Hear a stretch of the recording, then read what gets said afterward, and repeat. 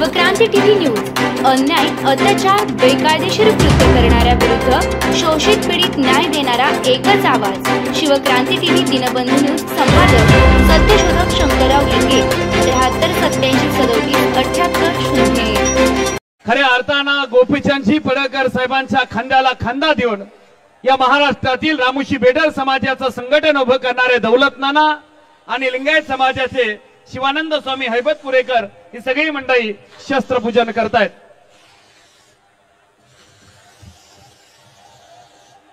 बसा खाली, आता उभं कोणी राहणार नाही।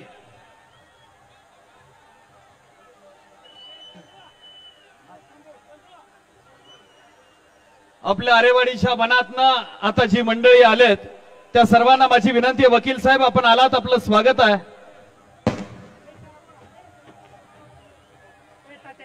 चला, यानंतर मी विनंती करतो कवठे मंकाळच्या मातीत उद्योग क्षेत्रातून एक नेतृत्व समाजकारणामध्ये आलं ते सन्माननीय संदीप बाबा गिड्डे पाटील, आपणास माझी विनंती आहे।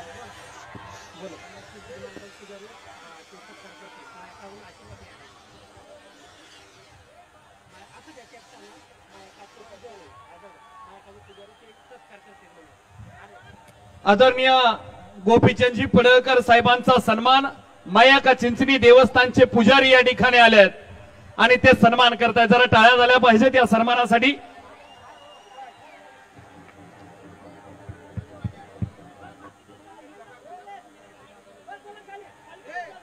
चला, बाकीची सगळी मंडळी शेठ सुद्धा आता खाली येऊन बसतायत। माझी विनंती आहे आपण सर्वांनी खाली बसावं। बोला येळकोट येळकोट।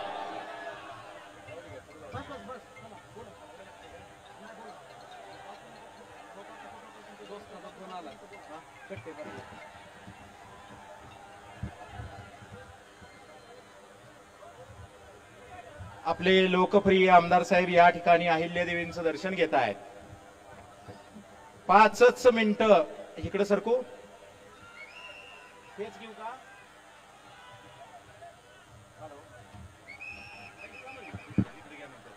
इकडे घ्या म्हणतात, पुढे घेऊ पुढे नाही, इथनच घ्या।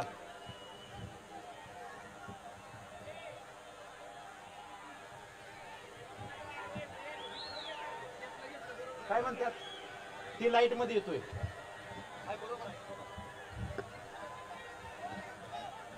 ज्या बिरोबाच्या साक्षीनं या ठिकाणी हा दसरा मेळावा संपन्न होत आहे। आतापर्यंत 7व्या माळेला होणारा हा दसरा मेळावा सगळ्यांना स्क्रीनवरती पण दिसतंय। आता कॅमेरामनला विनंती आहे, कॅमेरा जर सेट झाले असतील तर तुम्ही देखील खाली बसा कृपया। या ठिकाणी महाराष्ट्राचं कुलदैवत बिरोबा महाराष्ट्र, कर्नाटक आणि आंध्र प्रदेशातील ओबीसी बांधवांचा एकच आवाज सन्माननीय आमदार गोपीचंदजी पडळकर साहेब, आमचे मित्र दौलत नाना शितोळे, हैबतपुरे महाराज आणि सर्व गोपीचंद पडळकर साहेबांना ऐकण्यासाठी, बर का, मी जरी मनोगत व्यक्त करण्यासाठी उभारलो असलो तर आपल्या सगळ्यांना माहित आहे आपण सर्वजण या ठिकाणी गोपीचंद पडळकर साहेबांना ऐकण्यासाठी जमलेले महाराष्ट्रातील तमाम बहुजन हिंदू बांधव। मला या ठिकाणी शेठनी सांगितलेलं आहे आपल्याला आडवं तिडवं काही बोलायचं नाही। त्याच्यामुळं मी पहिल्यांदा तुम्हाला एवढंच विचारतो, थिएटरमध्ये कुणी कुणी पिक्चर बघितलाय हात वरती करा। ज्यांनी त्यांनी थिएटरमध्ये पिक्चर बघितला नाही का? थिएटरमध्ये ज्यांनी पिक्चर बघितलाय त्यांनी हात वर करा। पिक्चर कुठलाही सुरू व्हायच्या अगोदर त्याच्यामध्ये काही अक्षर येतात। या चित्रपटात दाखवलेले सगळे सीन याचा कुठल्याही वास्तवाशी संबंध नाही। कुठल्या व्यक्तीचा उल्लेख, प्राण्याचा उल्लेख झाला तर तो केवळ योगायोग समजावा। माझ्या भाषणामध्ये जर कुणाचा उल्लेख झाला तर तो केवळ योगायोग समजावा. ज्यांना कुणाला कुणाचं नाव माझ्या भाषणात ऐकायची इच्छा नाही त्याने आपल्या कानामध्ये बोट घालून घ्यावीत. साधा सोपा सरळ विषय आहे. शनिवारीच आपला अगोदरची तारीख 28 तारीख होती आणि शनिवारीच त्या ठिकाणी मला पडळकर साहेबांचा फोन आला. संपूर्ण महाराष्ट्रभरामध्ये पावसाचं वातावरण आहे आणि आदरणीय भुजबळ साहेबांच्या मुळे आपण 28 तारखेचा मेळावा हा 30 तारखेला घेतलेला आहे. तर आपण 30 तारखेच्या मेळाव्याच्या संदर्भामध्ये पावसाच्या बाबतीमध्ये काय निर्णय घेऊया. मी पडळकर साहेबांना एवढंच म्हटलं, जिथं गोपीचंद पडळकर उभा असतात तिथं पावसाला यायला सुद्धा परवानगी घ्यावी लागते. मग कुणी अंटू पंटून जतमध्ये चक्रा मारण्याची काही गरज नाही.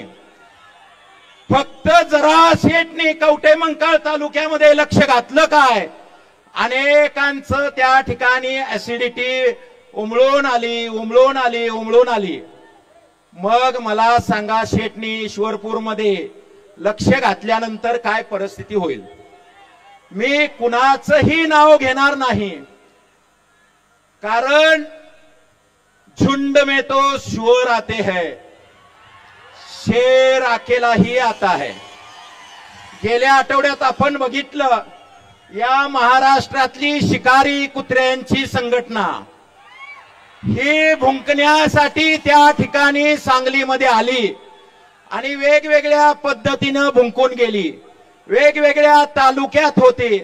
पुन्हा सांगतो, कुणाच्या भावना दुखवल्या तर क्षमस्व.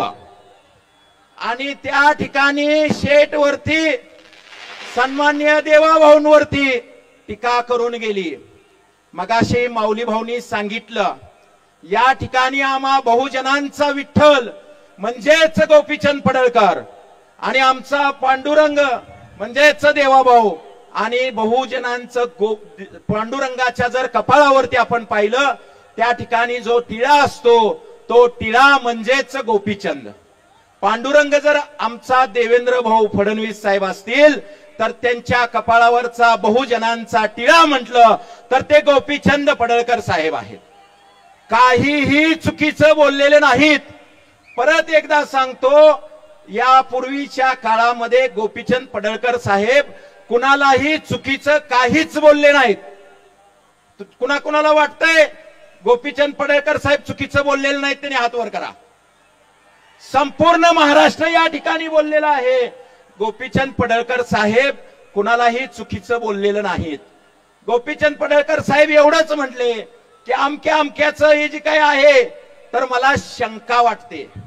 त्याचं कारण असं आहे की गेल्या काही दिवसापूर्वी ज्या वेळेला ही दोन्ही काही जे काही एकत्र होते त्यावेळेला एक मराठवाड्यातील वक्ता त्या ठिकाणी आला ईश्वरपूरला आणि म्हटला की आमचे साहेब वाघाची औलाद आहे, वाघाची औलाद आहे म्हटला. नंतर एका वक्तव्यात म्हटला दुसरा वक्ता, आमचे साहेब ही कृष्णा काठची औलाद आहे.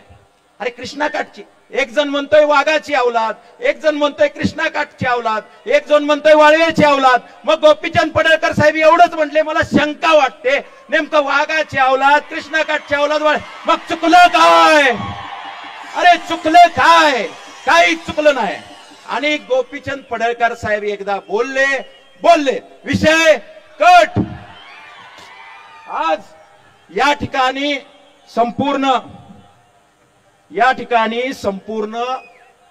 महाराष्ट्रातील तमाम धनगर, माळी, वंजारी, कोळी, छोट्या मायनर ओबीसी देखील गोपीचंद पडळकर साहेबांच्या सोबत आहेत. या महाराष्ट्रातला एक मराठा बांधव म्हणून मी सांगतोय, मराठा क्रांती ठोक मोर्चाचा राज्याचा समन्वयक म्हणून सांगतोय, मराठा त्या ठिकाणी ज्या वेळेला आरक्षण मागतो हा मराठा विस्थापित झाला केवळ प्रस्थापित मराठ्यांच्यामुळं, यांच्या कारखानदारीमुळं, आपल्या स्वतःलाच खाण्याच्या प्रवृत्तीमुळं. आणि गोपीचंद पडळकर साहेबांनी कधीही विस्थापित मराठ्यांना विरोध केलेला नाही. ओबीसी समाजाचं आरक्षण अबाधित ठेवून मराठा समाजाला आरक्षण मिळण्यासंदर्भात कधीही विरोध केला नाही. म्हणून पडळकर साहेब, मला तुम्हाला एवढंच सांगायचं आहे की या महाराष्ट्रातील विस्थापित मराठा जो आहे तो देखील तुमच्या पाठीशी आहे, ओबीसी जो आहे तो देखील तुमच्या पाठीशी आहे, आणि आता संपूर्ण महाराष्ट्राबरोबरच आंध्र प्रदेश आणि कर्नाटकच्या ओबीसींचं नेतृत्व देखील आपण करणार आहात। याच दिवशी आज शस्त्रपूजन देखील आहे, म्हणून आपण या ठिकाणी पाहिलं आपल्या नाभिक बांधवाचं त्या ठिकाणी छोटंसं वस्तार आहे त्याचं पण पूजन केलं, कुंभार बांधवांचं चाकाचं पूजन केलं, सगळ्या 18 लुतेदार 12 बोलतेदार तलवारीपासून कुऱ्हाडीपासून भाल्यापर्यंत सगळ्या शस्त्रांचं पूजन हे या ठिकाणी गोपीचंद पडळकर साहेबांच्या नेतृत्वामध्ये झालेलं आहे। त्यामुळं अशा प्रकारचा योग हा कुठं सुद्धा येणार नाही। गोपीचंद पडळकर साहेबांच्या वरती महाराष्ट्रातनं टीका होते, काही लोक, मी म्हंटल शिकारी कुत्र्यांची संघटना जर टीका करत असेल तर ते केवळ ईश्वरपूरचं त्या ठिकाणी इस्लामपूर झालं म्हणून, या इस्लामपूरचं ईश्वरपूर झालं म्हणून त्या ठिकाणी टीका होत आहे। ज्याला ज्याला वाटते अब्दुल रात को घर में आते हैं तो त्या ठिकाणी ईश्वरपूरला विरोध करत आहे आणि त्याचा विरोध कायम होत राहणार। त्यामुळे अशा ठिकाणी अजिबात भीक घालण्याची गोपी भक्तांची गरज नाहीये। आपण सगळेजण पडळकर साहेबांना या ठिकाणी ऐकायला आलेलो आहेत, त्यामुळं मला बरचसं त्या ठिकाणी हिशोब मांडायचा होता, पण पडळकर साहेब आहेत, दौलत नाना आहेत, हैबतपुरे महाराज आहेत, अनेक मंडळी माझ्या नंतर या ठिकाणी बोलणार आहेत, त्यामुळं मी माझं मनोगत जे आहे ते या ठिकाणी आवर्त घेतो। एवढंच सांगतो, आपल्या वाघाचा उद्या वाढदिवस आहे, हा वाढदिवस आपण मोठ्या प्रमाणात साजरा करणार आहोत। दसरा देखील आहे, शमीच्या झाडावरती ठेवलेली शस्त्र हे उतरण्याचा दिवस आहे, आणि याच्या पुढे जर गोपीचंद पडळकर साहेबांच्या वरती वैयक्तिक टीका जर आपण करण्याचा प्रयत्न केला तर ती शमीच्या झाडावरती शस्त्र ही गोपी भक्तांनी महाराष्ट्रातल्या खाली उतरलेली आहेत, ही तमाम या ठिकाणी टीकाकारांनी लक्षात घ्यावं। या ठिकाणी मी थांबतो। जय हिंद, जय महाराष्ट्र, जय अहिल्या, छत्रपती शिवाजी महाराज की जय। संदीप बाबा एकदा जोरदार टाळ्या झाल्या पाहिजेत। यानंतर लिंगायत समाजाचं नेतृत्व बघा, आरेवाडीच्या बनात दसरा मेळाव्याला बहुजन एकवटला आणि आभाळ सुद्धा एकवटून आलं शेठ। बघा ना, मी विनंती करतो शिवानंद स्वामी हैबतपुरे लिंगायत समाजाचं नेतृत्व या महाराष्ट्राच्या मातीत काम करताय। सर्व समाज बांधवांना या दसरा मेळाव्याच्या निमित्तानं बोलण्याची संधी शिवानंद स्वामी हैबतपुरे, मी विनंती करतो आपण आपलं मनोगत व्यक्त करावं। आभाळ सुद्धा एकवटलाय, समाज एकवटलाय, एकदा हात वरती, जोरदार टाळी। येळकोट येळकोट। बांधवांनो, सगळ्या महाराष्ट्राचं लक्ष या मेळाव्याकडे लागलेलं आहे। खास करून बारामती आणि सांगलीतले लोक कान खूर ठेवून ऐकायला लागलीत नेमकं काय बोलतो। पण ही सभा प्रतिक्रिया नाही, आम्हाला कुठली प्रतिक्रिया द्यायची नाही।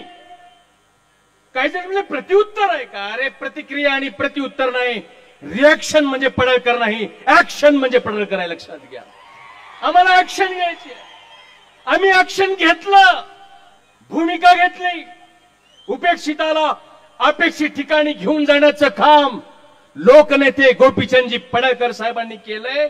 म्हणून महाराष्ट्रातल्या सामान्य माणसाचा नेता आणि आवाज जर कोणी बनला असेल तर त्याचं नाव गोपीचंद पडळकर साहेब आहे, ते लक्षात घ्या।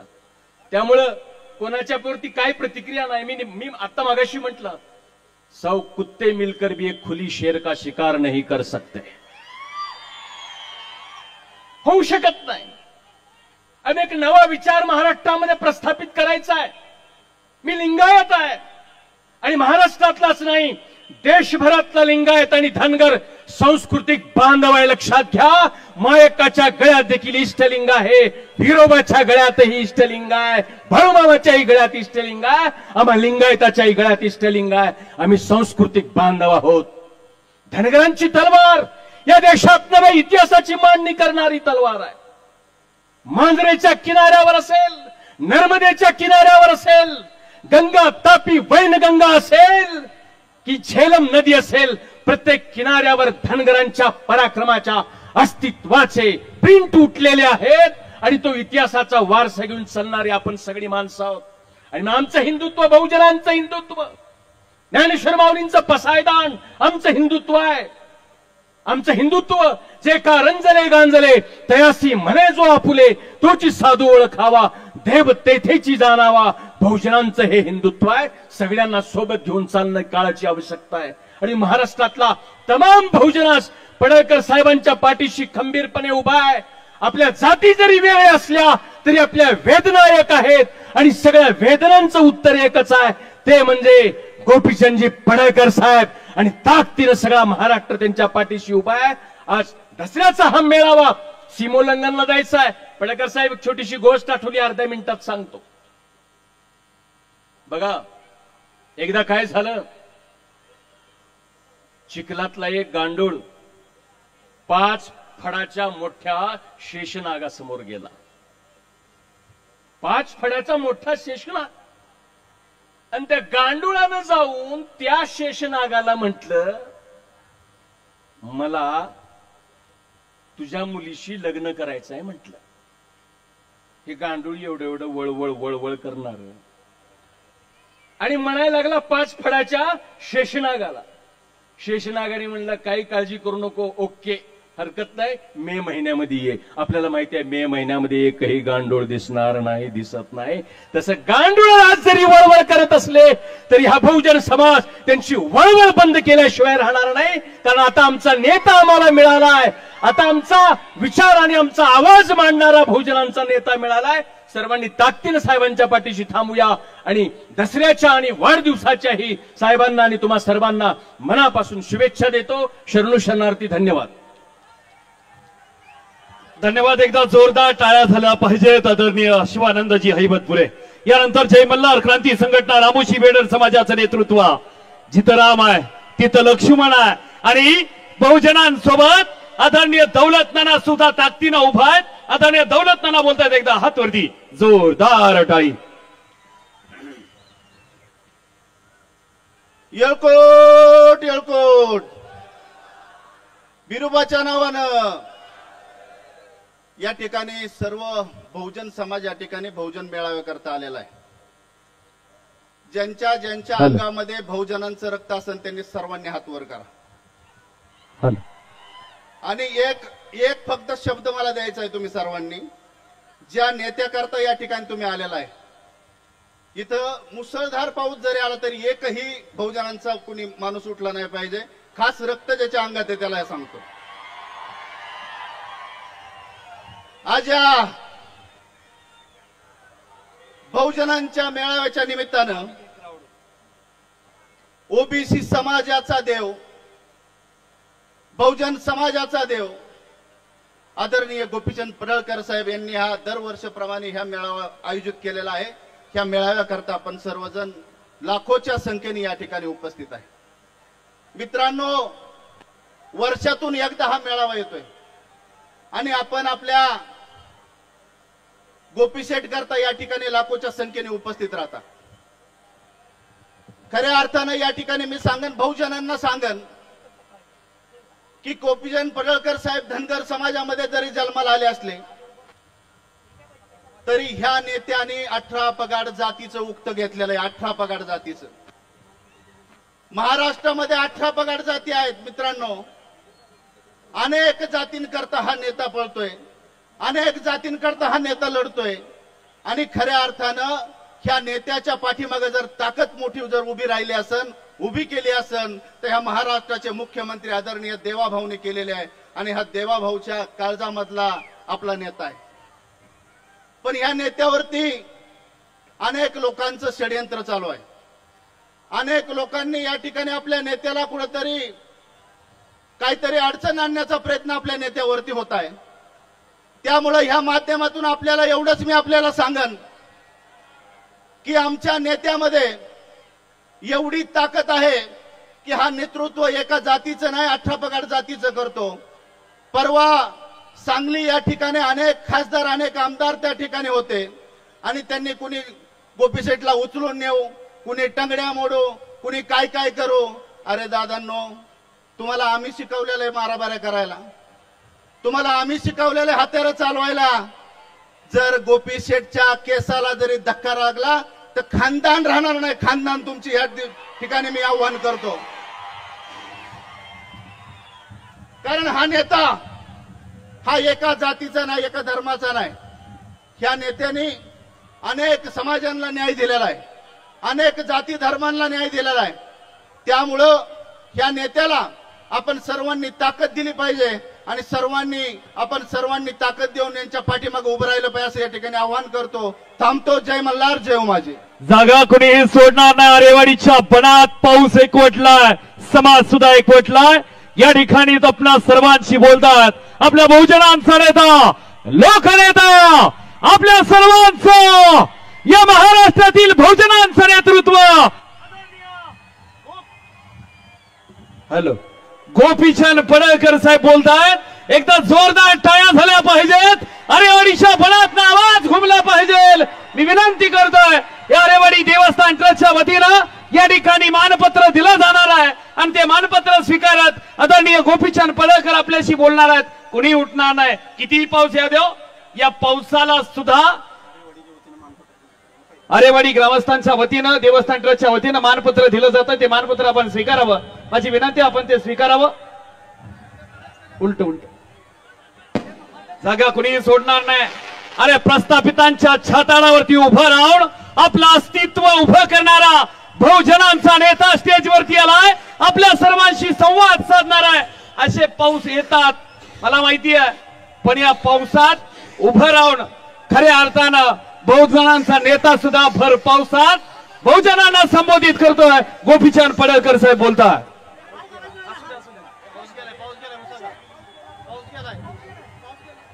गेला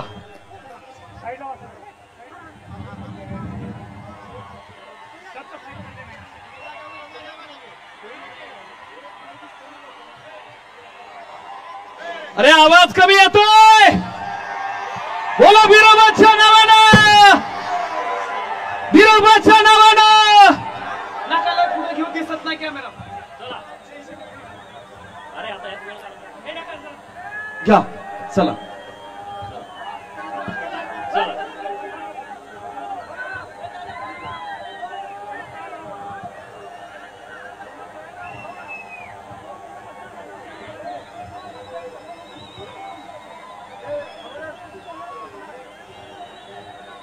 ज्यांना ज्यांना बोलता येतंय त्यांनी माझ्या पाठीमाग जोरदार घोषणा द्या। येळकोट येळकोट येळकोट येळकोट, बिरोबाच्या नावानं, बिरोबाच्या नावानं, माकुबाईच्या नावानं, बाळूमामाच्या नावानं, खंडोबाच्या नावानं, मसोबाच्या नावानं। हे मसोबा लय खतरनाक असतो, नाही बोलत त्याला अवघड होऊन जाईल। मसोबाच्या नावानं आज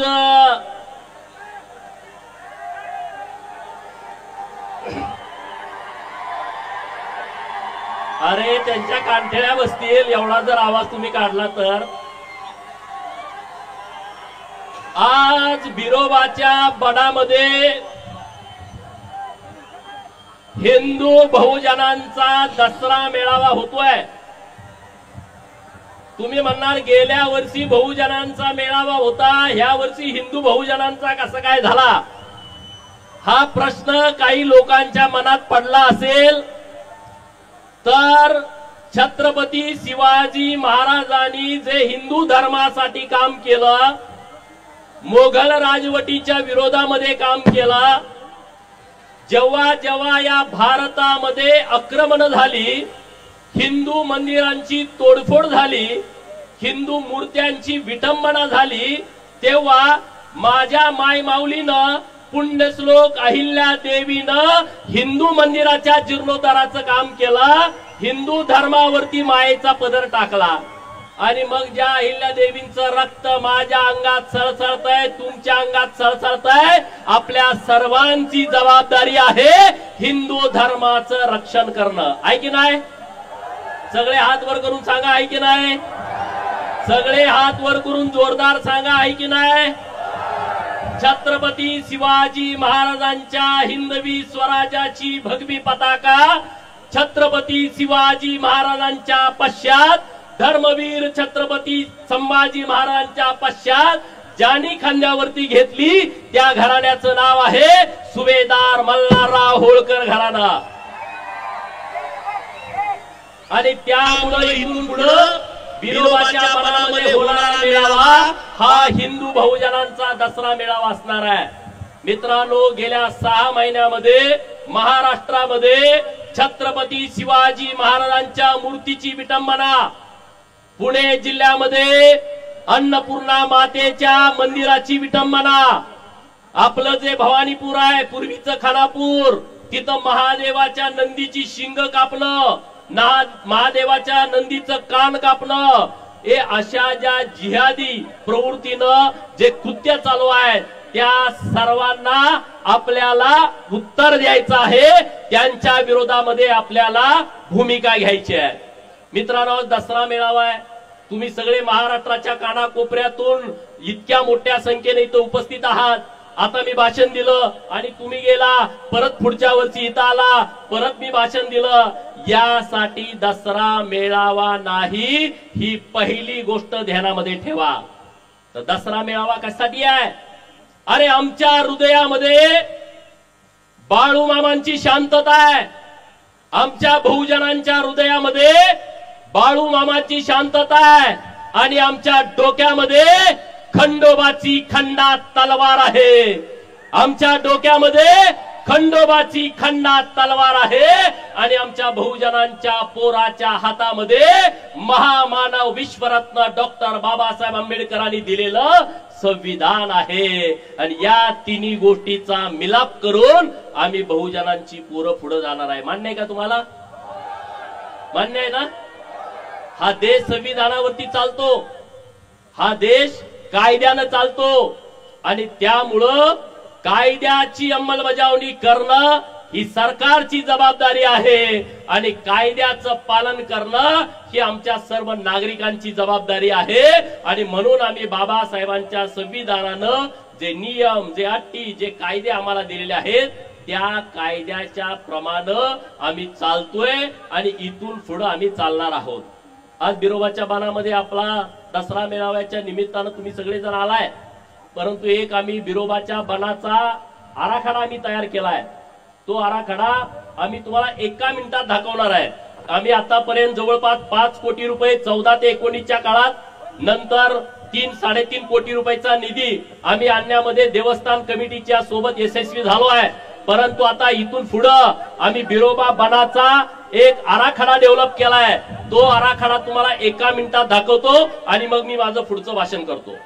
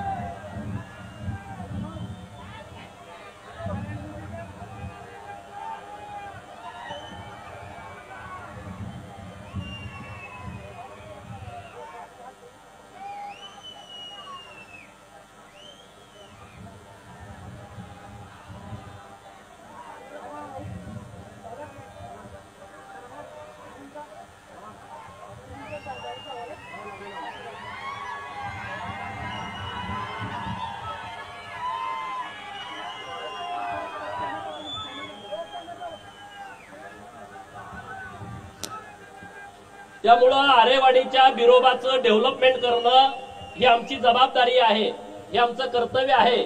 आणि राज्याचे लाडके मुख्यमंत्री माननीय देवाभाऊंच्याकडे माझी आरेवाडीतल्या समस्त बिरोबा भक्तांच्या वतीनं नम्रतेची विनंती आहे की हा आराखडा महाराष्ट्र राज्याच्या शिखर समितीच्या समोर आणून 160 कोटी रुपयाचा आराखडा एकाच वेळेस मंजूर करावा, ही मागणी आपली सगळी माननीय सरकारकडे आहे आणि त्यामुळं नक्की आपण त्यामध्ये यशस्वी होऊ। आता तुम्हाला काय काय विषय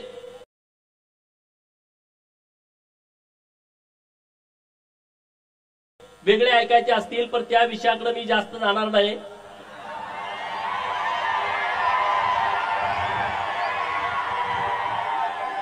म्हणजे तुम्ही त्या नेमकं त्या विषयासाठी आलाय काय? आज महाराष्ट्रामध्ये आरक्षणाच्या बाबतीमध्ये गंभीर विषय सुरू आहेत। एका बाजूला मराठा समाज आणि दुसऱ्या बाजूला ओबीसी समाज एकमेकाच्या समोर उभा करण्याचा प्रयत्न केला जातोय। या महाराष्ट्रातल्या धनगर समाजाच्या आरक्षणाचा विषय गेल्या अनेक वर्षापासून संघर्षमय सगळी प्रक्रिया सुरू आहे। गेल्या 50-60 वर्षापासून म्हणजे 1956 पासून या महाराष्ट्रातला धनगर समाज जे 36 नंबरला धनगड आहे तिथं धनगरांना एसटीचा दाखला मिळावा यासाठी सातत्यानं झगडतोय।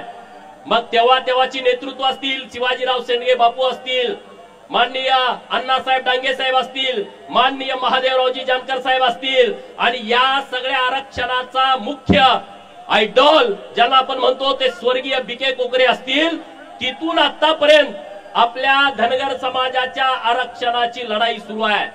आज महाराष्ट्रामध्ये मोठ्या प्रमाणामध्ये आंदोलन सुरू आहे आणि राज्य सरकारकडे आमची सगळ्यांची एकमुखान मागणी आहे की महाराष्ट्रातल्या धनगराच्या पोराच्या हातामध्ये एसटीचा दाखला पडला पाहिजे, ही आमची सर्वांची मागणी आहे।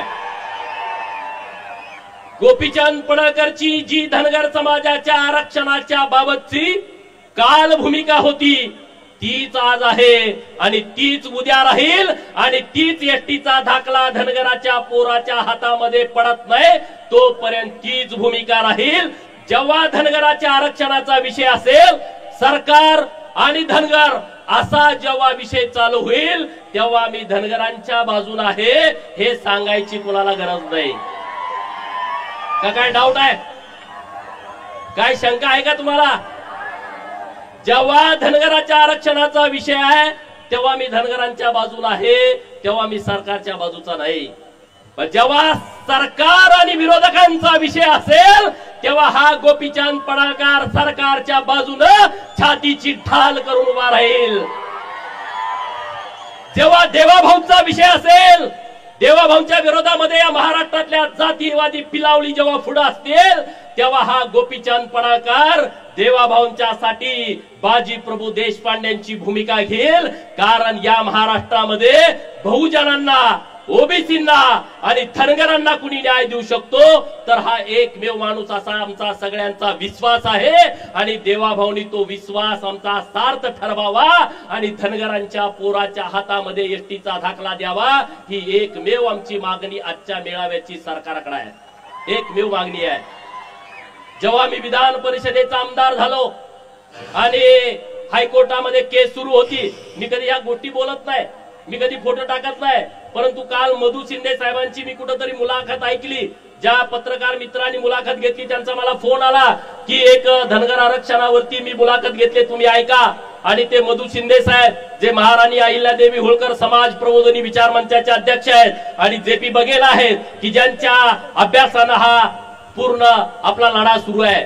आणि त्यांनी सांगितलं की 50 वेळा राज्याचे उपमुख्यमंत्री, तत्कालीन आत्ताचे मुख्यमंत्री यांच्या बरोबर 50 वेळा आमच्या बैठका झाल्या आणि जे कोर्टामध्ये पाहिजे ते आम्ही सरकारकडून मिळवलं, परंतु हा गोपीचंद पडळकर कधी फोटो ट्विट केला नाही, कधी फेसबुक वरती टाकला नाही आणि कधी त्याची बातमी केली नाही। कारण ज्या गोष्टीची प्रसिद्धी करण्याची आवश्यकता नाही ती प्रसिद्धी गोपीचंद पडळकर कधीच करत नाही आणि पुढेही कधी करणार नाही। आता रस्त्यावरची लढाई सुरू आहे, त्या रस्त्यावरच्या लढाईला गोपीचंद पडळकरचा पाठिंबा आहे। जी न्यायालयामध्ये लढाई सुरू आहे, गेल्या 15 दिवसापूर्वी सुप्रीम कोर्टमध्ये आम्ही याचिका अर्ज दाखल केलाय की आम्हाला आता सुप्रीम कोर्टामध्ये केस चालवायचे नाही। सुप्रीम कोर्टाने आम्हाला मुंबईच्या हायकोर्टामध्ये याचिका चालवण्याची परवानगी द्यावी, कारण आता पूर्ण ग्राउंड बदललेले आहेत. जो धनगड आहे असं कोर्टाचं म्हणणं होतं, त्या धनगडाच्या सगळ्या जात पडताळणीची प्रमाणपत्र रद्द केलेली आहेत आणि म्हणून आम्हाला हायकोर्टमध्ये केस चालवायला परवानगी द्या. तिथं जर आमच्या विरोधामध्ये काय बरं वाईट झालं तर परत सुप्रीम कोर्टामध्ये यायला आम्हाला अधिकार द्या, आम्हाला तसा हक्क द्या. अशी एक याचिका मी दाखल केलेली आहे. एका बाजूला न्यायालय, दुसऱ्या बाजूला रस्त्यावरची लढाई आणि मी तुमचा प्रतिनिधी म्हणून सरकारमध्ये जे काय करायचं ते मी करतोय, त्याबद्दल तुम्ही चिंता करण्याची आवश्यकता नाही, हे मला या मेळाव्यातून आपल्या सर्वांना सांगायचं आहे. दुसरा मुद्दा राहिला ओबीसीच्या आरक्षणाचा. गावगाड्यामध्ये ओबीसीच्या आरक्षणामुळे वातावरण दूषित झालंय. गावातल्या प्रत्येक पोरांना वाटतंय की आता आमचं ओबीसीचं आरक्षण गेलाय, प्रत्येक पोरांना वाटतंय की आमचं राजकीय आरक्षण गेलाय. गावात एखादा सुताराचा, लोहाराचा, कुंभाराचा पोरगा गावचा सरपंच व्हायचा, नाभिकाचा पोरगा गावचा सरपंच व्हायचा, ते ओबीसीचं आरक्षण धोक्यात आलेलं आहे. आणि ही गोष्ट खरी आहे. एका गावामध्ये एक जरी दाखला निघाला तर ते सरपंच पदाचं आरक्षण जात आहे. पंचायत समितीच्या गणामध्ये एक दाखला निघाला तर पंचायत समितीचं आरक्षण जात आहे. झडपीच्या गटामध्ये एक दाखला निघाला तर झडपीचं आरक्षण जात आहे. महानगरपालिका, नगर परिषदा, नगरपालिका, नगरपंचायती यामध्ये एका वार्डामध्ये एक जरी दाखला निघाला तर ते आरक्षण जात आहे. ही गोष्ट खरी आहे. अनेक लोक बनावट दाखले काढतायत. मराठा समाजाच्या आरक्षणाला आमचा कधीच विरोध नाही, आता पण विरोध नाही. जे वेगळं आरक्षण दिलंय त्या आरक्षणाला आमचा पाठिंबा आहे. परंतु जे खाडाखोड करून माग कुणबी लायचं किंवा कुडं कुणगी लायचं, खाडाखोड करायचं, ओव्हर रायटिंग करायचं, अशा लोकांच्या बाबतीमध्ये आमचा विरोध आहे. आणि सरकारकडे आज माझी एकच मागणी आहे, हा जर ओबीसींचा आणि मराठा समाजाचा गावागावातला जर वाद मिटवायचा असेल तर सरकारकडे माझी एकच मागणी आहे, हे जे मराठा कुणबी आणि कुणबी मराठा प्रमाणपत्र या महाराष्ट्रामध्ये ज्या लोकांना मिळालेली आहेत, म्हणजे पंजाबराव देशमुखांनी विदर्भातल्या मराठा समाजाला तेव्हा आवाहन केलं होतं की तुम्ही कुणबी नोंदणी करा. त्या विदर्भातल्या सगळ्या मराठा समाजानं त्यांचं ऐकलं. त्यामध्ये यवतमाळ आहे, त्यामध्ये बुलढाणा आहे, त्यामध्ये वाशिम आहे, त्यामध्ये गोंदिया आहे, वर्धा आहे, नंतर अमरावती आहे, तिकडे चंद्रपूर आहे, गडचिरोली आहे, नागपूर शहर आहे, नागपूर ग्रामीण आहे. या सगळ्या जिल्ह्यातल्या मराठा बांधवांनी कुणबी नोंदी केल्या. ते तेव्हाच कुणबी झाले, त्यांना कुणबी प्रमाणपत्र मिळाली. कोकणातला 3 जिल्हे जे आहेत तिथला मराठा म्हणतोय आम्हाला ओबीसीचा दाखला नको आहे, आम्ही 96 कुडी मराठा आहोत, तो विषय मिटला. मुंबई नगर, मुंबई उपनगर हे तिथं मराठा समाज असल्याचा विषय नाही, कारण इकडून आपण मायग्रेट झालेली तिथं लोक आहोत. ठाणे आणि पालघर, पालघर मध्ये पूर्ण आदिवासी समाज आहे, ना तिथं धनगर जास्त आहे ना तिथं मराठा जास्त आहे. ठाणे जिल्ह्यामध्ये पण तीच परिस्थिती आहे. मग राहिला कुठला? खानदेश. खानदेश मध्ये नंदुरबार जिल्ह्यामध्ये ना मराठा समाजाची संख्या जास्त आहे, ना धनगर समाजाची संख्या जास्त आहे, ना ओबीसींची संख्या जास्त आहे. तिथं आदिवासी बहुल हा नंदुरबार जिल्हा आहे. मग तिथं राहिलं धुळे, तिथं राहिलं नाशिक आणि तिथं राहिलं जळगाव. अलीकडे आलं तर अहिल्यानगर. आणि मराठवाड्यातले हे जिल्हे छत्रपती संभाजीनगर, जालना, परभणी, बीड, लातूर, नंतर हिंगोली, नंतर धाराशिव आणि नांदेड या जिल्ह्यामध्ये मराठा समाज आहे की ज्यांना कुणबीचं प्रमाणपत्र पाहिजे. आणि मग पश्चिम महाराष्ट्रातले जिल्हे राहतात सोलापूर, सांगली, सातारा, पुणे आणि कोल्हापूर. हे जिल्हे नीट समजून घ्या. या जिल्ह्यातल्या ज्या लोकांना ज्यांच्या नोंदी शोधून ज्यांना मराठा कुणबी किंवा कुणबी मराठा हा दाखला दिलेला आहे त्यांचा एक वेगळा प्रवर्ग तयार करा. जसं आता मराठा समाजातल्या नेत्यांचं सुद्धा म्हणणं आहे की आम्हाला राजकीय आरक्षणाची गरज नाही, आमच्या पोराबाळांच्यासाठी शिक्षण आणि नोकरीचं आरक्षण आहे, आम्ही त्याला विरोध करत नाही. शिक्षण आणि नोकरीचं आरक्षणाचा प्रवर्ग वेगळा करा. जसं विजय एनटी आहे, एनटी ब आहे, एनटी क आहे, एनटी ड आहे, तसं मराठा कुणबी, कुणबी मराठा यांच्यासाठीचा एक प्रवर्ग वेगळा करा. त्यांची संख्या मोजा. दाखले किती दिले मी जबाबदारीने बोलतोय, मी कुणाची तरी खोड काढायच्या हिशोबाने बोलत नाही. 0.25% आरक्षण अत्यंत जबाबदारीने बोलतोय. मराठा कुणबी आणि कुणबी मराठा या प्रवर्गासाठी द्या आणि त्यांना नोकरी आणि शिक्षणाचं आरक्षण द्या, राजकीय आरक्षण देऊ नका. हा गावातला वाद विषय संपून जातोय. संपतोय का? माझी जी भूमिका आहे ती तुम्हाला पटते का? म्हणजे आमचं आणि मराठा समाजाचं गावात भांडण नको आहे, आम्ही भांडण करू शकत नाही. अरे छत्रपती शिवाजी महाराजांच्या भगव्यासाठी लढणारे आम्ही मावळे आहोत. पंढरपूरच्या पांडुरंगाला जाणारा भगवा तो आमच्या वारकऱ्यांच्या खांद्यावरती आहे. आळंदीच्या ज्ञानेश्वराला जाताना तो भगवा आमच्या खांद्यावरती आहे. आणि मग त्या भगव्यासाठी आम्ही झटणारी, लढणारी, संपणारी लोक आहोत. आम्ही वाद करणार नाही. हा एक प्रवर्ग वेगळा करा. बिहार मध्ये तसं आरक्षण आहे, पिछडा वर्ग, अति पिछडा वर्ग. पिछडा वर्गाला नोकरीतलं आणि शिक्षणातलं आरक्षण आहे, आणि अति पिछडा वर्गाला नोकरीतलं, शिक्षणातलं आणि स्थानिक स्वराज्य संस्थातलं आरक्षण आहे. हा निर्णय सरकारनं घ्यावा. मराठा समाजाचं आणि ओबीसीचं भांडण मिटतंय, आणि ओबीसीच्या मनामध्ये जी शंका निर्माण झाली आहे ती शंका मनातून निघून जाते. जाईल की नाही? हे तुमचं जर राजकीय आरक्षण वाचलं, सगळ्यांनी हात वर करून सांगा, हा मोठा विषय आहे. मराठा आणि ओबीसीचा वाद मिटून जाईल. आमचा असा प्रवर्ग तयार करा, तो सरकार करू शकतं. एनटी बीजेएनटीचा प्रवर्ग राज्य सरकारने केलाय, तसा हा वेगळा प्रवर्ग राज्य सरकारनं तयार करावा, अशी मागणी आपल्या माध्यमातून मी सरकारने करतोय. आज जिल्ह्यामधलं वातावरण तुम्ही बघताय, बरीच लोक माझ्या विरोधामध्ये भूमिका घेत आहेत.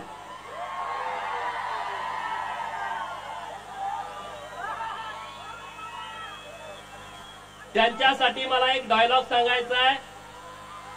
अरे बड़ी से बड़ी हस्ती मिट गई मुझे झुकाने में बेटा. अरे बड़ी से बड़ी हस्ती मिट गई मुझे झुकाने में बेटा. तू कोशिश भी मत करना, तेरी उम्र जाएगी मुझे गिराने में.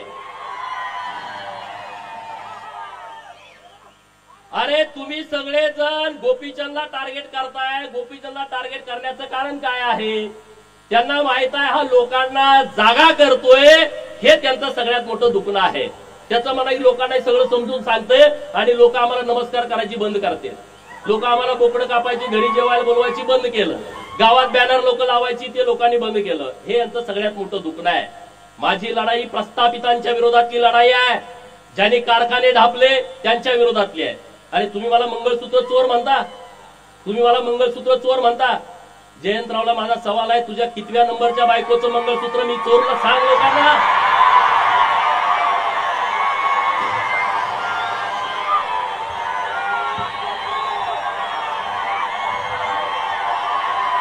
बरोबर ना?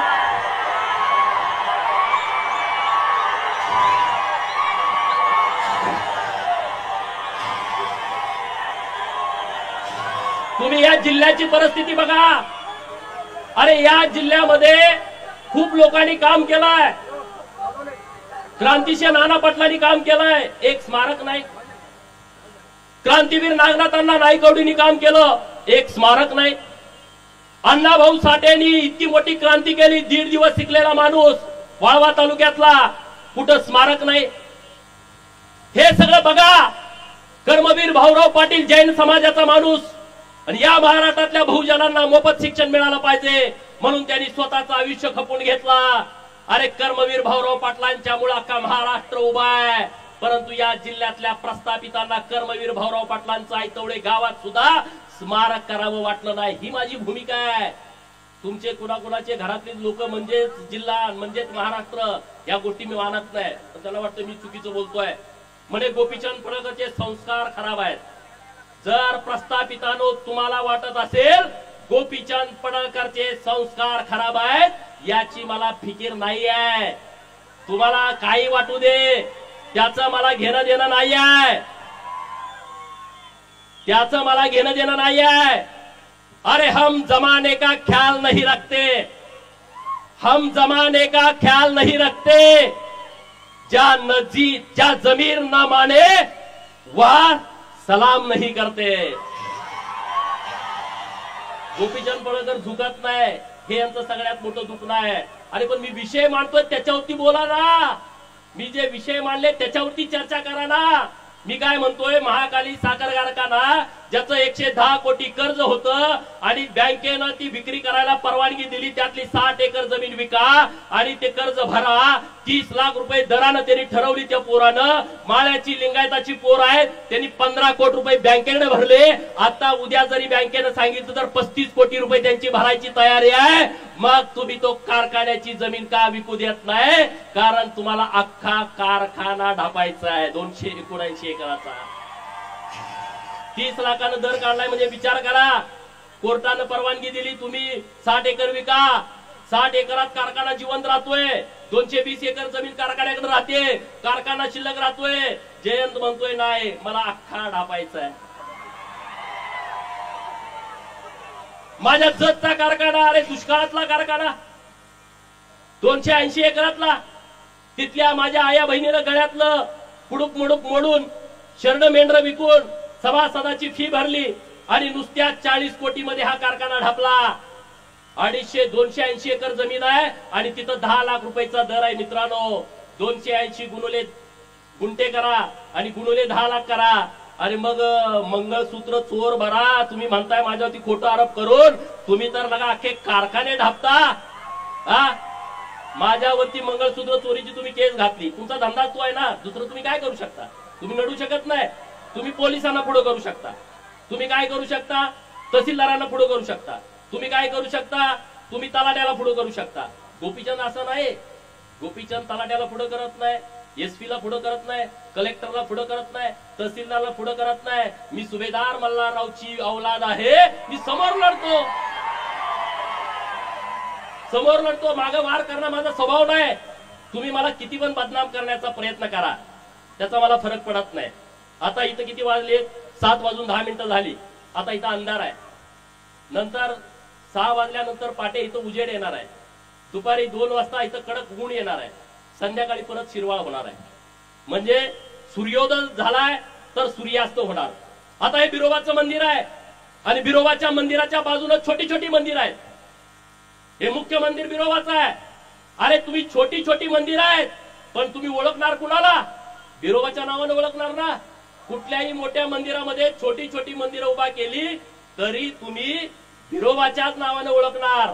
आणि त्यामुळं माझ्या विरोधामध्ये किती अशी वादळं तुम्ही निर्माण केली, त्या वादळातून उभा राहतो. त्याचं नाव गोपीचंद पडळकर आहे. त्याचं नाव गोपीचंद पडळकर आहे. तुम्ही काही करा, त्याचा मला फरक पडत नाही. अरे गदी माडगुळकर, व्यंकटेश माडगुळकर, शंकरराव खरात, वीस खांडेकर मराठी भाषा उंचीवरती नेली, 7 समुद्रापलीकडे नेली. कधी तुम्हाला त्यांची आठवण आली? नाही आठवण आली. तुम्हाला त्यांची आठवण येत नाही. तुम्ही त्या विषयावरती बोलत नाही, त्या विषयावरती तुम्ही भूमिका मांडत नाही. अरे माझ्या विरोधात तुम्ही काय एकवटला? या लव जिहादच्या विरोधामध्ये मी ओपन भूमिका घेतली. त्यांच्या लक्षात आलं की आता भूमिका घ्यायला लागलाय. एक आमची बहीण गुंडेवाडीची, तिला धर्मांतरण करून म्हणून मारलं, आत्महत्या करण्यास तिला प्रवृत्त केलं. या सगळ्या पादऱ्यांच्या विरोधामध्ये मी भूमिका घेतली. अरे एकटा गोपीचंद 10 मिनिटं बोलला आणि अख्ख्या महाराष्ट्रातले पादरे रस्त्यावरती आले. 36 का कितीतरी मोर्चे माझ्या विरोधात झाले आणि ते म्हणले याची आमदारकी घालवा. अरे म्हटलं काय आमदारकी काय? कुठला काय तुमच्या उकरड्यातला काय खचरा आहे का रे? आमदारकी काय तुमच्या परड्यातला भाजीपाला आहे का? जत विधानसभा मतदारसंघातल्या मायबाप जनतेने मला निवडून दिलाय, त्यांना तो अधिकार आहे. मग हा पादरेच्या कार्यक्रमाला गेला, हा जिहाद्यांच्या कार्यक्रमाला गेला आणि तिथं माझ्या विरोधामध्ये भाषण करतोय. म्हणजे हा हिंदू विरोधी आहे. ईश्वरपूर मधल्या लोकांनी लक्षात ठेवला पाहिजे, ही औलाद हिंदू विरोधी आहे. त्याला जागा दाखवायची वेळ आलेली आहे. बरोबर की नाही? अरे पण तुम्ही मला भीती दाखवताय. कोणाला भीती? कोणाला दाखवताय? गोपीचंद पडळकरला. तुम्ही माझ्या डोक्यात जाण्याचा प्रयत्न करू नका. मला ज्यांना ज्यांना वाटतंय गोपीचंद पडळकरच्या डोक्यात जायचंय त्यांच्यासाठी मी एक वाक्य म्हणतो, don't ever try to get inside my head. Don't ever try to get inside my head. It's dark for you. तुम्ही जर माझ्या डोक्यात जाण्याचा प्रयत्न केला तर ती तुमच्यासाठी काळी कुट्ट अंधाराची रात्र असेल, हे लक्षात ठेवा. त्याला वाटतंय गोपीचंद म्हणजे मेंढरा मागचा आहे. होय, मेंढरा मागच आम्हाला आमचा ओव्या गाणारा मेंढरा मागा असतो. तो शाळा शिकलेला नसतो, पण अख्खं रामायण ओवी मध्ये गातो. आमचा मेंढका मेंढरा मागा असतो. तो तिथं शाळेत गेलेला नसतो, परंतु अख्खी गीता त्याला पाठ असते.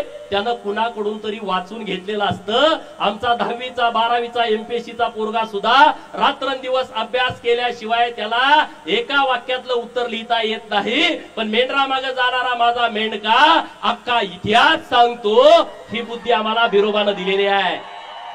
ही बुद्धी आम्हाला परमेश्वरानं दिली आहे. डॉक्टर बाबासाहेब आंबेडकर साहेब म्हणाले होते, जगा पण वाघासारखं जगा, शेळीसारखं तुम्ही जगू नका.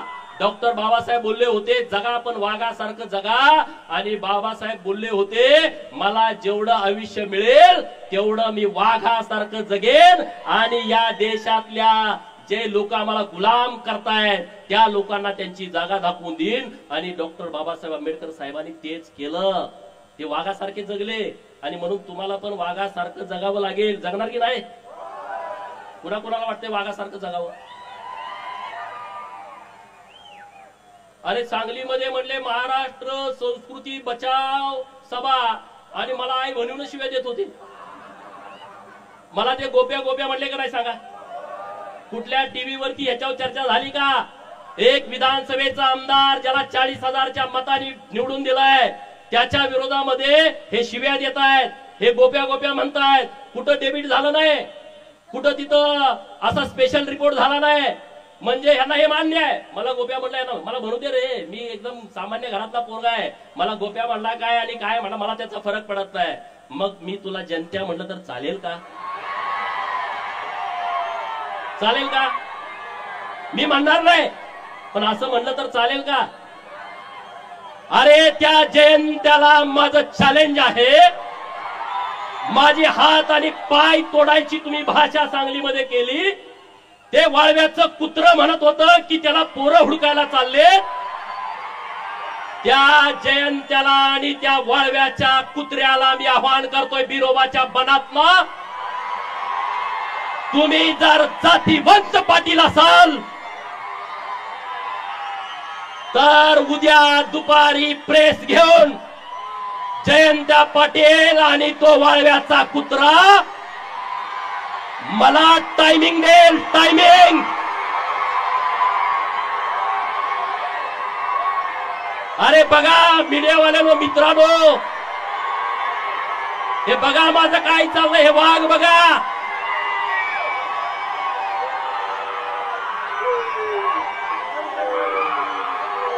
माझं वाक्य पुढचं ऐकून घ्या.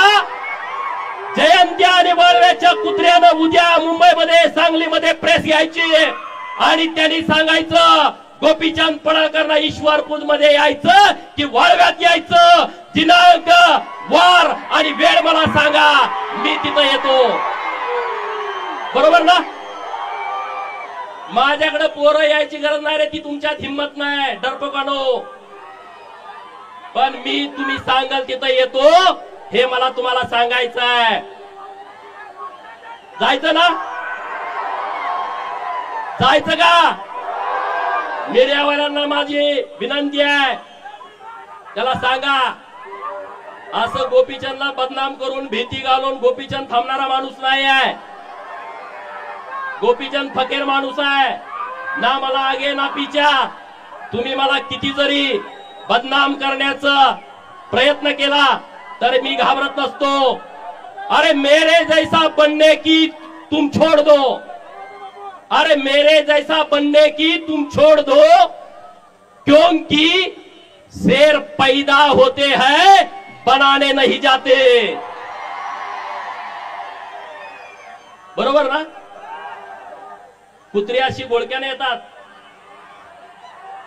मगाशी संदीप बाबा म्हणले ती शिकारी कुत्री नाही, ती गावठी कुत्री आहेत. आणि अशा गावठ्या कुत्र्यांना मी तुडवतच इथपर्यंत आलोय. अरे या महाराष्ट्रातल्या प्रस्थापितांच्या विरोधामध्ये मी भूमिका घेतो. ज्यांना मी लवत नाही, ज्यांना मी नमत नाही. त्या विधान भवनामध्ये पण गोंधळ झाला, सगळ्यांनी माझ्यावरती टीका. अरे पण एक फडतूस माणूस तिथं विधानसभेच्या आमदारांना एवढ्या गर्दीमध्ये वाकडं बोलतोय, वाईट वाईट बोलतोय, मग त्याच्या काय पाया पडायचं का? त्या तज्ञांनी त्याच्यावर मतच व्यक्त केलं नाही. हे महाराष्ट्रातले तज्ञ स्वतःला समजतात ना, घरात यांना बायका जेवायला देत नाहीत, पण ते तज्ञ असतात. ते म्हणे गोपीचंद पडळकरनं विधान भवनाची आबरू घाला. अरे मी आबरू वाचवली? एका आमदाराला कोणतर फडतूस माणूस ज्याचा पुढाऱ्यांना बाया पुरवायचा धंदा आहे, तो माणूस वाकडं बघत असेल? आणि मी आमदारकीला भेट नाही रे, अशी आमदारकीला मी भेट नाही. माझा जन्म मी मागे सांगितलं होतं आमदार, खासदार आणि मंत्री होण्यासाठी झालाय, त्याच्यासाठी मी भेट नाही. त्याच्यासाठी मी काय असं करत नाही वेगळं काहीतरी प्रयत्न. अरे जतच्या लोकांनी मला सन्मानपूर्वक महाराष्ट्राच्या विधान भवनामध्ये पाठवलाय, जतच्या लोकांचं विरोबाच्या बनातनं मी जाहीर आभार व्यक्त करतो, जाहीर आभार व्यक्त करतो. कारण ही माझी शेवटची निवडणूक होती, ही निवडणूक माझी शेवटची होती.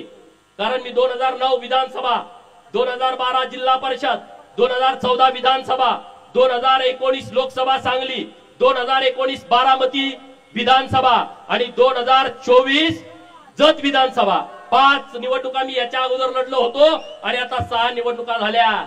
लोकांना वाटते गोपीचंद पडळकरला लॉटरी लागली. अरे जरा अक्कल जरा चालवा, डोकं जरा चालवा. अशी लॉटरी सगळ्याला लागत असते ना, सगळे नेते झाले असते. या सगळ्या लोकांच्यामुळे ही लॉटरी लागली मला. ही सगळी महाराष्ट्रातली मायबाप जनता आहे ना, त्यांच्यामुळे मला लॉटरी लागली आहे. आणि म्हणून सर्व लोकांना माझी हात जोडून विनंती आहे की चिंता करण्याचं कारण नाही. आज सगळे जिल्ह्यातले माझ्या विरोधात जतलाच येते. दुसऱ्या तालुक्यात जाऊन बघा, दुसऱ्या तालुक्यात बैठक नाही, मिटिंग नाही. गोपीचंदची ताकद किती आहे बघा.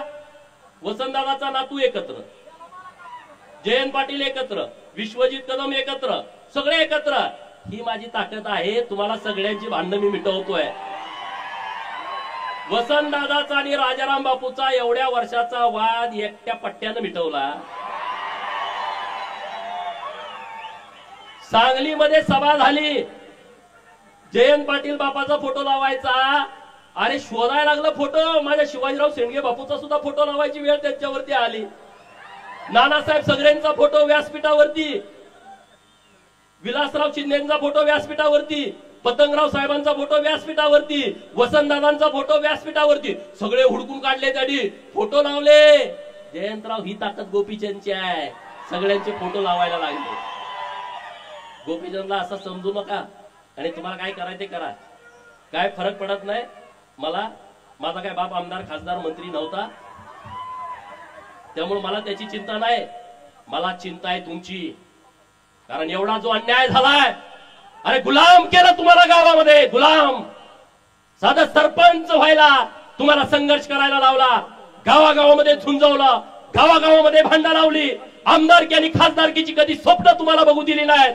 तुम्हाला जास्तीत जास्त झडपी, जास्तीत जास्त पंचायत समिती, 1 वर्षाचा सभापती, 1 वर्षाचा जिल्हा परिषदचा अध्यक्ष, आयुष्यभर सांगायचं या समाजाचा अध्यक्ष केला, त्या समाजाचा अध्यक्ष केला. अरे धनगराचा अध्यक्ष झाला असेल, माळी समाजाचा अध्यक्ष झाला असेल, लिंगायत समाजाचा अध्यक्ष झाला असेल, मागासवर्गीय अध्यक्ष झाला असेल. अरे मग त्या छोट्या समाजाचा झडपीचा अध्यक्ष कधी होणार?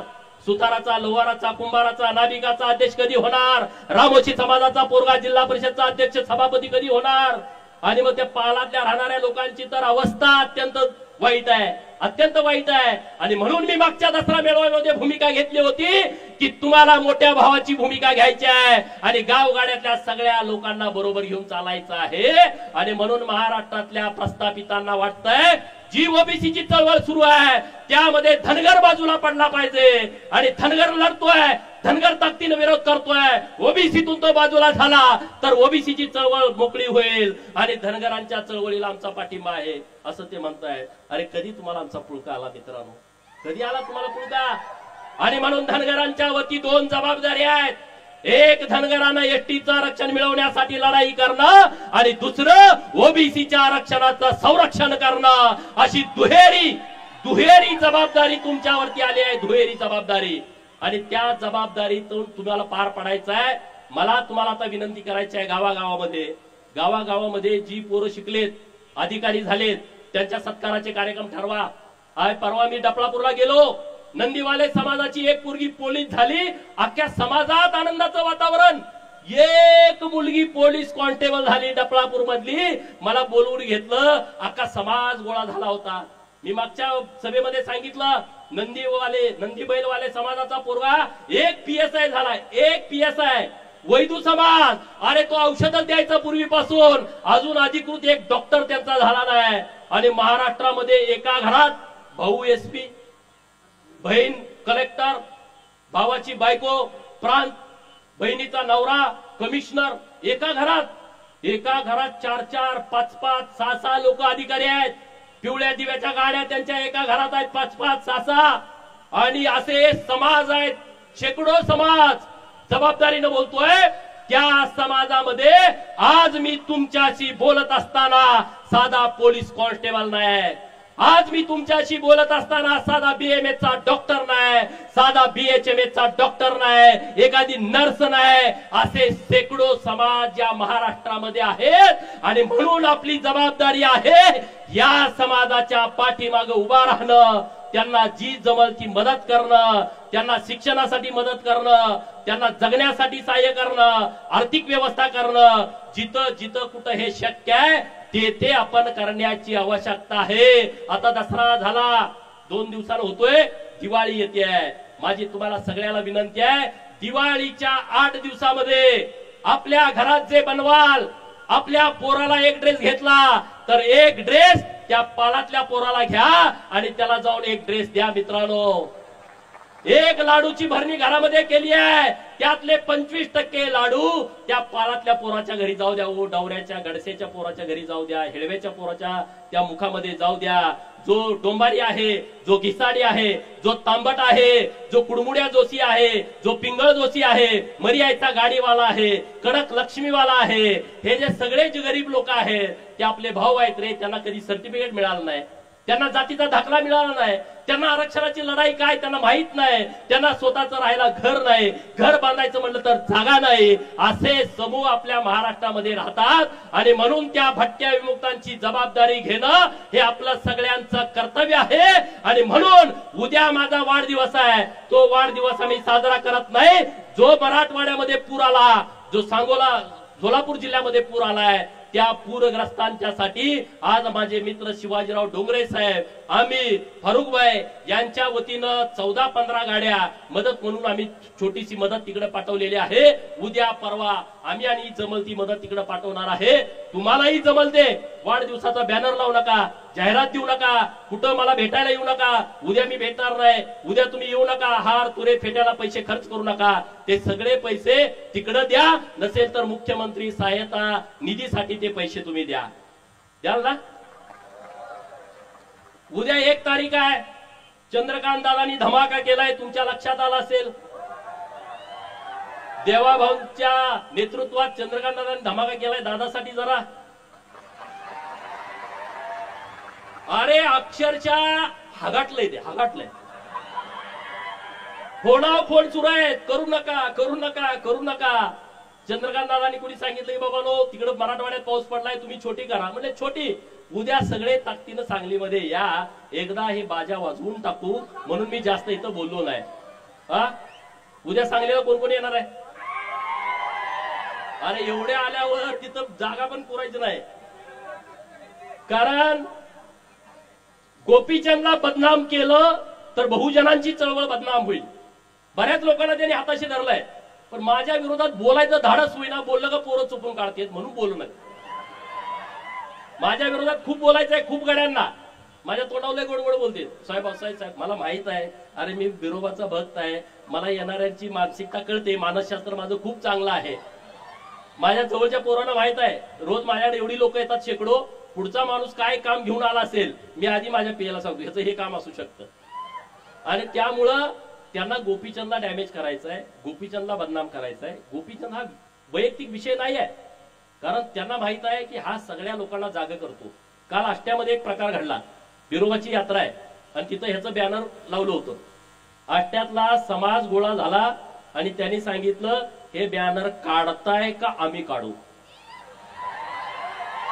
कालची घटना मी सांगतोय, मला हेच पाहिजे हो, मला दुसरं काय नाही. तुम्ही स्वाभिमानी राहावा, कुणाच्या मागं पुढे फिरू नका आणि सन्मानाने फिरला तर तुम्हाला विचारलं पाहिजे सन्मानानं. आमदाराच्या घरी गेला तुमच्याकडे बघत पण नाहीत, बोलत पण नाहीत, चहा पी पण म्हणत नाही, आम्ही आमदार जाऊ. कशाला? तो तुमच्या मागे लागला पाहिजे. माझं जरा ऐका, ते हुडकत येईल तुम्हाला. कुठं आहे, काय आहे, काय करताय? मी मेंढराकडे आहे, मी तिथं येतो. मी मळ्यात आहे, मी तिथं येतो. आम्ही रानात आहे, मी तिथं येतो. मी कुंभार आहे, तिथं मी गाडगं करतो, आम्ही तिथं येतो ना. ही वेळ मी ह्या प्रस्थापितांच्या वरती आणतो. तुम्ही चिंता करू नका. आता जे माझ्या विरोधात फिरतायत ना, त्यांना माझं सांगणं आहे, तुमचा हिशोब 2029ला बराबर सगळ्यांचा होईल. ती करण्याची क्षमता या बिरोबाच्या बनामध्ये आहे. बिरोबाची ताकद तुम्हाला माहित आहे सगळ्यांना. गोपीचंद एकटा कसा फिरतोय रे राज्यभर? बिरोबाची ताकद आणि आशीर्वाद आहे, माकुबाईचा आशीर्वाद आहे. बिरोबाचा आशीर्वाद असल्या कारणानं प्रस्थापितांच्या छाताडावरती गोपीचंद थाया थाया नाचतो आणि त्याची मला फिकीर कधी वाटत नाही, त्याचा मला कधी पश्चाताप वाटत नाही. हे मीडियामध्ये दिवसभर चालतं, मी बघत पण नाही माझ्या विरोधात कोण बोलतंय. मी कोणाची भाषणं पण ऐकत नाही, मी कोणाचं भाषण आयुष्यात ऐकत नाही. त्यामुळं मी असलं टेन्शन घेत नसतो. मला जे बोलायचं ते मी बोलतो आणि ते मी मागे घेत नाही. आणि त्यामुळे कुठला विषय, अरे आता मला संदीप बाबांनी मागे सांगितलं, मी बोललो ही गोष्ट खरी आहे की अमुक अमुक यांची तुम्ही अवलाद आहे असं मला वाटत नाही. अरे पण तुम्ही त्याचा गैरअर्थ का घेताय? पूर्वी लोक दत्तक पण घेत होती ना जुन्या काळामध्ये. मला वाटलं त्यांच्यासारखा हा नाही, म्हणजे ह्याला काही दत्तक वगैरे घेतला का? पहिली भांड्याव बिंड्याव द्यायची माणसं माहिती आहे तुम्हाला? आपल्या घरात आई आजी सांगते याला भांड्यावरती घेतलाय, अमुक केलंय, तमुक केलंय, तो यांच्या मागे फिरत फिरत आला होता म्हणून आम्ही घेतलाय. आपल्या गावात कितीतरी असे स्टोर आहेत. गावात हे तुला कुणी काढलाय सहज म्हणते ती माणसं, म्हणतात की नाही? हे तू कुणाची अवलाद आहे रे, तुला काय असं करतो? सहज गावात बसल्यावर दिवसातनं 1000 वेळा लोक बोलतात, 1000 वेळा. मी एकदा बोललो का असं रान तापतंय महाराष्ट्रामध्ये, म्हणे याची संस्कृती खराब आहे. अरे जो बिरोबाचा भक्त आहे त्याची संस्कृती खराब असू शकत नाही. जो अहिल्या देवीचा वारस आहे तो महाराष्ट्रातला कुठला पोरगा खराब असू शकत नाही. तुमच्या नांग्या ठेचतोय म्हणून मी खराब आहे आणि तुमच्या नांग्या मला ठेचायच्याच आहेत. आता ज्यांचा आरक्षणाचा लय कळवळ आलाय, जे ते उठतोय म्हणतोय धनगर आरक्षणाला आमचा पाठिंबा आहे, धनगर आरक्षणाला आमचा पाठिंबा आहे.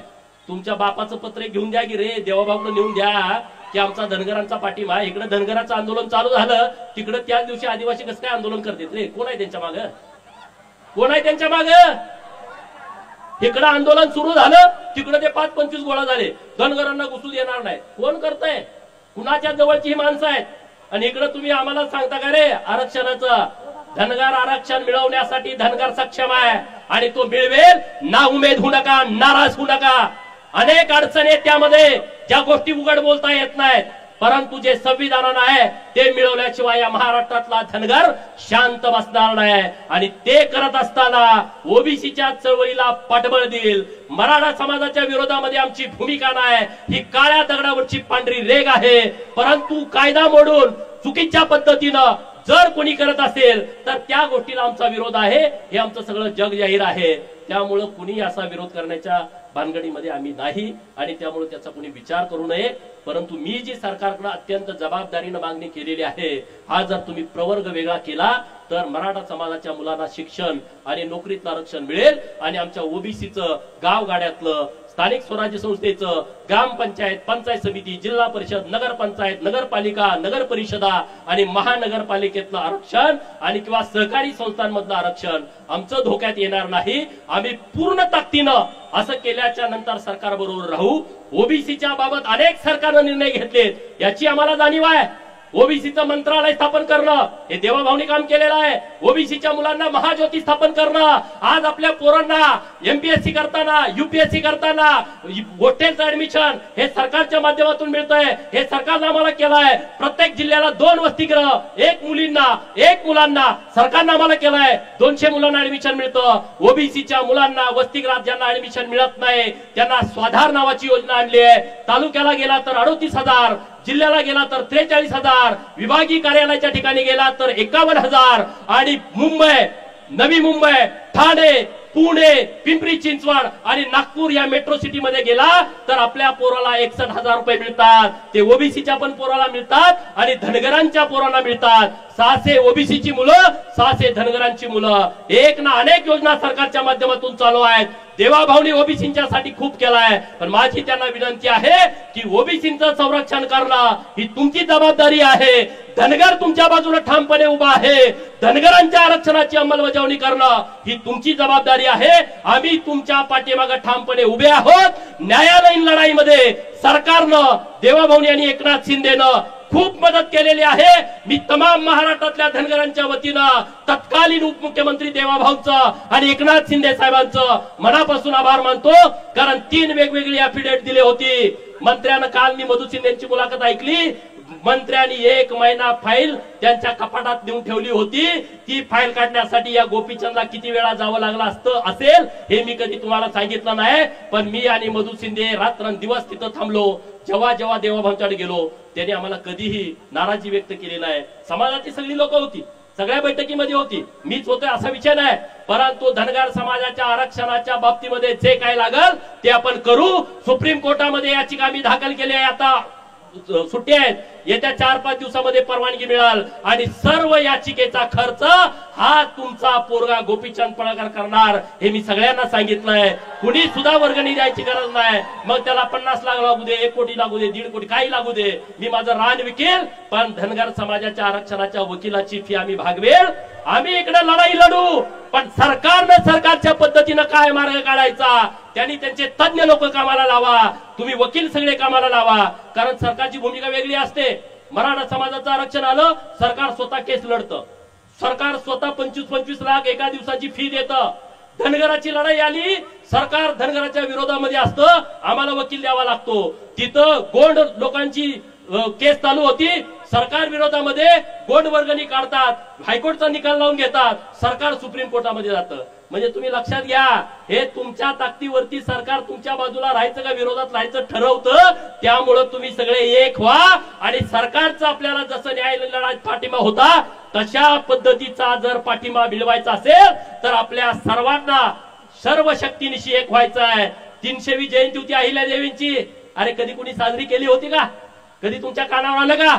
सरकारचं पत्र बघा, तहसीलदारांचं आता पत्र बघा, पीआयचं पत्र बघा, डीवायएसपीचं पत्र बघा, प्रांताचं पत्र बघा, कलेक्टरांचं पत्र बघा, एसपीचं पत्र बघा, सचिवांचं पत्र बघा आणि महाराष्ट्रातल्या सगळ्या खात्याचं पत्र बघा, मंत्र्यांचं.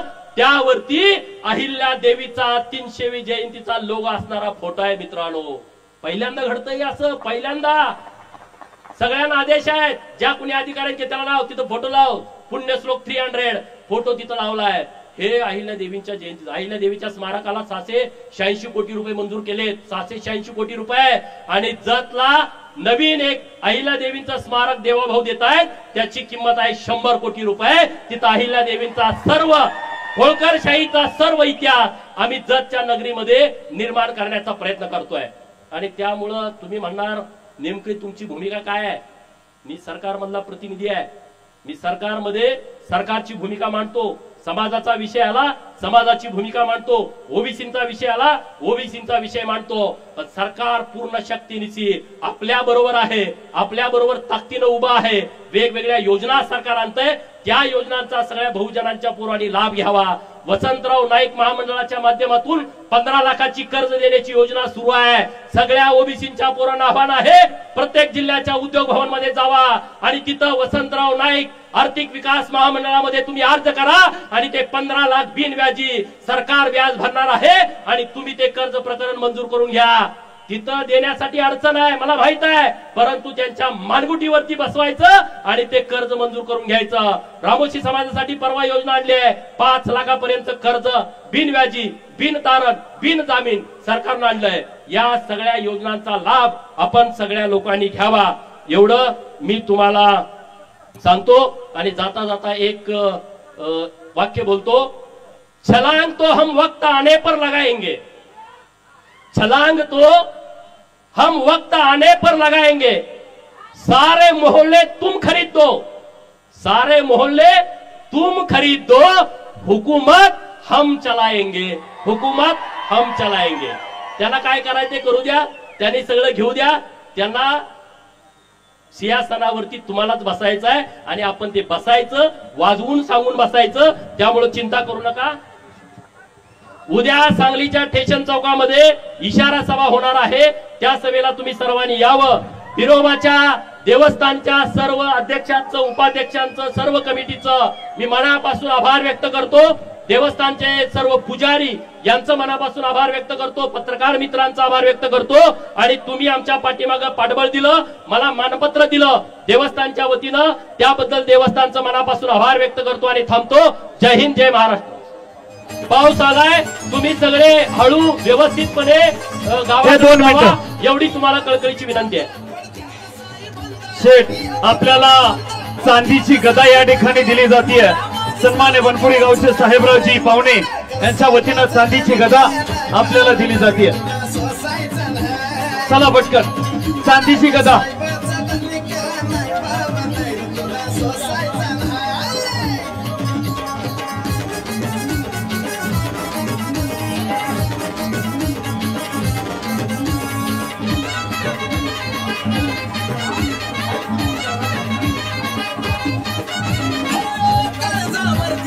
केलं